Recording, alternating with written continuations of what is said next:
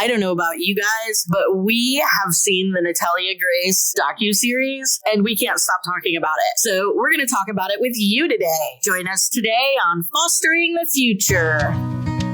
Welcome to the Fostering the Future podcast, a show about all things child welfare, dependency, adoption, and foster care. Here are your hosts, veterans in the world of child welfare, Jack and Kat.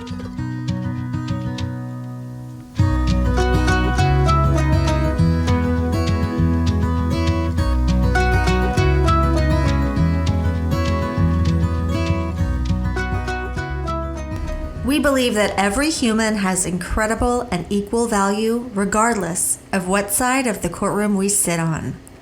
We hope that everyone feels welcome and accepted here on Fostering the Future.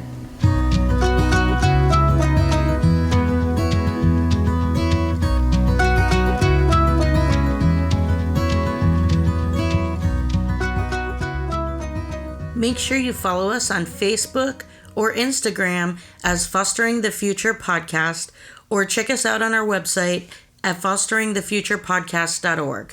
This is Jack, and I'm back here with Kat, and we're ready to dive into more of the Natalia Grace story. If you haven't listened to the previous episodes, now would be a good time to go back and catch up. The only thing that really matters as far as the abandonment piece and the neglect piece is whether Natalia was 6 or 20 when she came to the Barnett family. Whether she is a sociopath, which we don't believe, whether she's from Ukraine, which we believe, none of that matters. You and I are both looking at this spread of pictures from 2009 to 2019. If she is an adult in 2009 when she's age 6, you would presume that her face would not change from 2009 when they're saying she was 20 till 2019 where they're saying she's 30. Right. Her face changes drastically. Completely. She doesn't even look the same. Even from 6 to 13, there are drastic changes in her face. Oh, absolutely. As a 6-year-old, she's like got spaces where she's missing teeth. Right. She's got a cute little button nose. Her little sweet little chin is so tiny. Her nose is completely different between 2009 and really anything 2016 through 19. She's got a completely different nose. Yeah. It matures. It broadens. Like, the look of her face goes from a baby face to a young adult face. Yeah. Her forehead broadens quite a bit. Her whole face just gets a lot fuller and bigger, which I think is what happens in adulthood. And it's possible that dwarfism does some of that too, but her cheeks are like little chipmunk cheeks. She's so cute. Yeah. And if you look just a little further down with these two pictures I've got here, that is like extraordinarily different from the picture when she's 6 years old to the picture down here where she's with Cynthia with the man's family. Mm-hmm. I mean, that's what you would see over the course of 10 years. Yeah. From an age of 6 to 16. Yeah, like she barely has eyebrows. You know, you could tell she probably cut her own. Look at her hair. In the 6-year-old picture, like she's got baby fine hair. Yeah. And over here it's like thick, like a teen or preteen hair. Look at her arms. She still has like toddler arms. Oh, yeah. Like, that's what like a 4-year-old arms look like. And I know she's probably 6 there, but that's like what a baby's arms look like.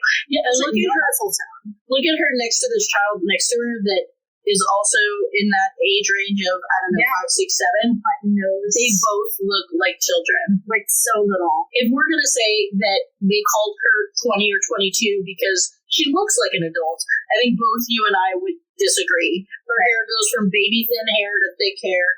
Her face changed drastically. Her arms, she just looks completely different.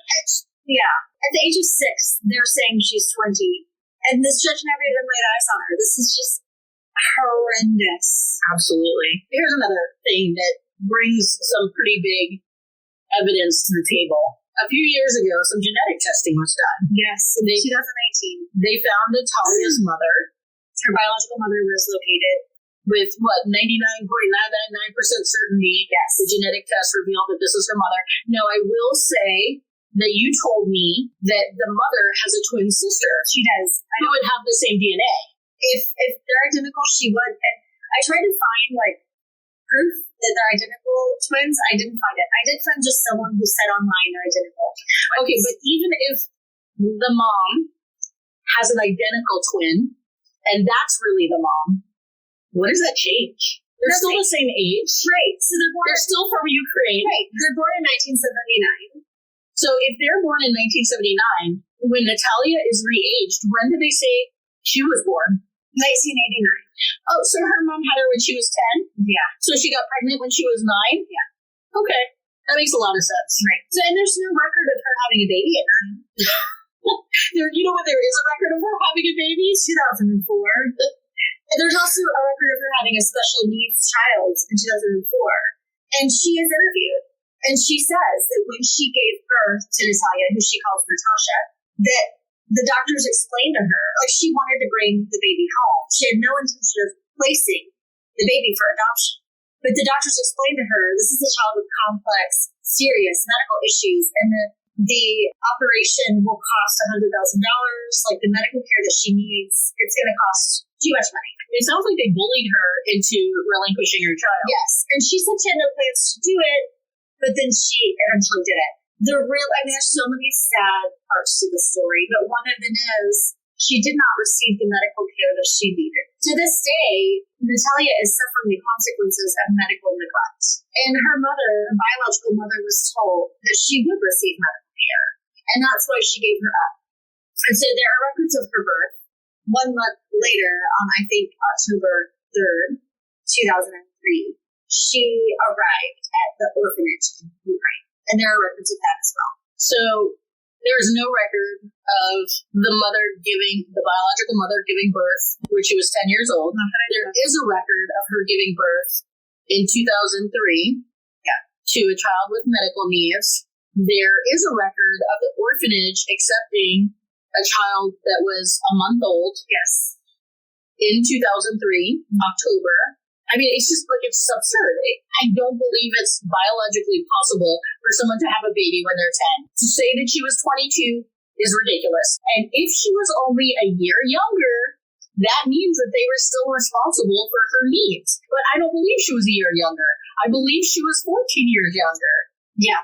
As far as her being a child and not an adult, we see the physical changes, noting to us that she was a child. The genetic test was done. We don't believe that her mom could have been 9 years old when she got pregnant. No, the birth certificate, so the genetic test was done, her birth certificate was located in the records from, so we do know that sometimes records are falsified, as we talked about earlier, but her birth certificate was located at the hospital, and also the records from the orphanage were obtained. Right. So there is a bit of documentation. It's not like it's redundancy of documentation, which you don't usually get even with totally legit stuff with international adoptions. So we also have Joseph Bellflower, who's the physician that we do see on the docuseries, and he talks about the X-ray on her birth plates and that her birth plates weren't open. And he talks about that X-rays don't lie and that the open birth plates indicate that she's a child. And I think he talks about how that indicated that she was a child between 6 and 9 years old. Is that right? Yeah. And wasn't that the one that was in court? They told him he couldn't call her a child. Yeah. And he's like, so you want me to lie about who she is? And the lawyer got super mad. And he's like, X-rays don't lie? Yep. Yeah, he's like, X-rays don't lie. You want me to lie? And the lawyer was upset about him calling him a liar, but he was a liar, whatever. Also, Natalia denies having a menstrual cycle while living with the Barnetts. And the Mann family they have also said that she has yet to have a menstrual cycle. No, she might have by now. But at some point when she was with them, that was when she was on Dr. Phil, which I think was last year. Oh, really? Mm-hmm. So as of last year, she still hadn't had a menstrual period, which would make sense with her form of dwarfism. If she did have a menstrual cycle, which has only been documented from Christine and Michael, even if she did have that the hormonal imbalances are seen in conjunction with dwarfism. And so when that happened, why didn't they take her to a pediatrician? Maybe they did. Why don't they have anything to back this stuff up?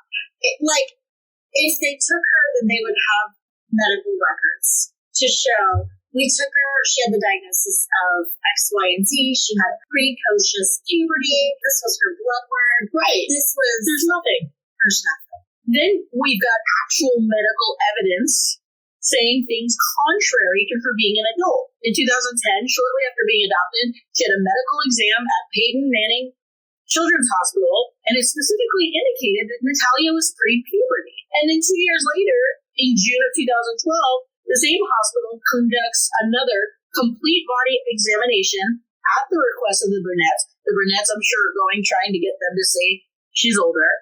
Among the experts was an experienced endocrinologist and a physician that specializes in disorders and diseases that involve hormones. Doctors estimated Natalia's age to be about 11 years old. That same month is when Natalia was hospitalized, and Christine and Michael got Judge Gerald Zor from Marion County Superior Court in Indianapolis to legally declare that Natalia was born in 1989, changing her age from 8.5 years old to 22.5 years old. That's insane. It was the same month that she was in Peyton Manning Hospital being told she's 11 years old, approximately. And who knows what they said to them to get them to say that? Because she wasn't 11. The next month, in July of 2012, Mobile Dental Health Services records show a dental x-ray was taken by Dr. Ronald Decker, and he states that based on dental x-rays, Natalia was between 6 and 9 years old as of July 25th, 2012. He was provided a birth year of 1989, and he did not believe that birth year to be accurate. And this is a month after she was re-aged. Yeah. So she has a birth certificate saying she's age 6. But this judge decided that she should be 22. What we have is we have a birth certificate from September 4th of 2003 that is confirmed also by her orphanage, saying that she was born. Her biological mother was located. Genetic testing was done. They confirmed that date of birth to be correct. She was diagnosed with dysplasia, clip feet, severe scoliosis, and severe hip contractures at birth. And then in 2003, October 3rd, you've got 4-week-old Natalia admitted to the Ukrainian orphanage. The orphanage provided documentation to the media that confirms that September 4th is her true date of birth. And October 3rd, just a month later, was the date her biological mother surrendered her for adoption. So the 3 dates that we have are September 4th, 2003, October 3rd, 2003, and then July 9th, 2008. Is when Natalia Grace is 4.5 years old, and she's brought to the U.S. from Ukraine and adopted by that first couple up in New England. You know, the one thing I want to bring up, and I know we've talked about this a little bit, and we don't know much about her, the family that she's lived with for the last 2 years, but I've seen a little bit about them, and I have seen that since she's been with them, I know we talked about this, but she's gotten fitted for actual shoes that fit her. She has a walker. She has a wheelchair. And so we know that she slowly but surely is getting her needs met. And while I am so glad to see that she has stability and that she has consistent people in her life that seem to love her, it's also so sad to see that this medical neglect, this physical abuse, and who knows what other trauma has followed her into her adulthood, because she is now an adult. Like, biologically. Yeah. I'm just overwhelmed with sadness for Natalia. All of the medical evidence that we actually have copies of are telling us that she was 6 years old when she was adopted by the Burnett's. It seems like all of the medical testing that anyone has been able to procure supports Natalia Grace being 6 years old when she came to the Burnett's.